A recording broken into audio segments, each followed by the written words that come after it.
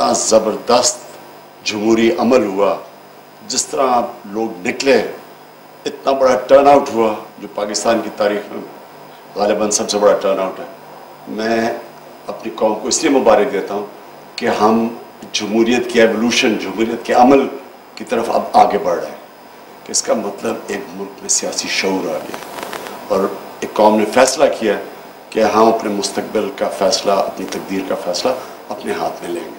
ख़ास तौर पर पाकिस्तानी नौजवानों का शुक्रगुजार कि जो मैंने इस इलेक्शन में उनका जुनून देखा, मेरी 17 साल की सियासत में कभी मुझे इतनी खुशी नहीं हुई जिस तरह ये नौजवानों का जोश जज्बा देख के, जिस तरह वो सड़कों पर निकले, जिस तरह उन्होंने जश्न बनाया इलेक्शन से पहले ही।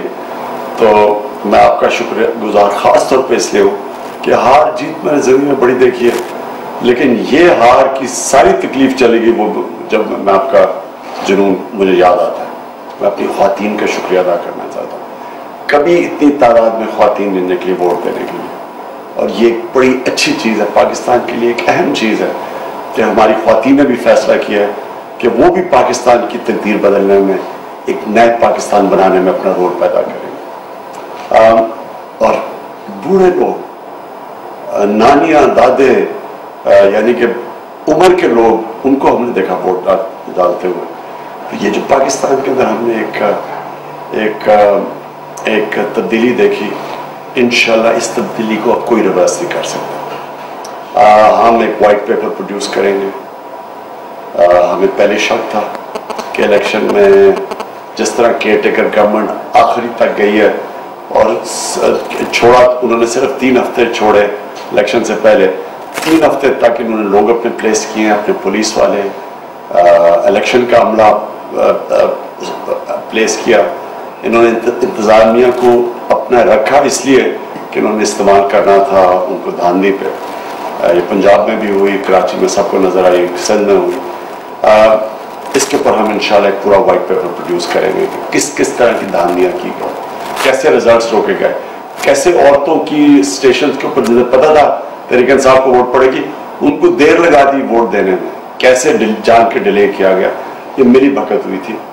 और हम ये इसलिए करेंगे कि आने वाली हुकूमतों को और आने वाले सुप्रीम कोर्ट के पास और इलेक्शन कमीशन के पास इसलिए रखेंगे कि आगे से पहले से हमें पता हो कि किस तरह की ये टैक्टिक्स इस्तेमाल की जाती हैं इलेक्शन में धांधली करने।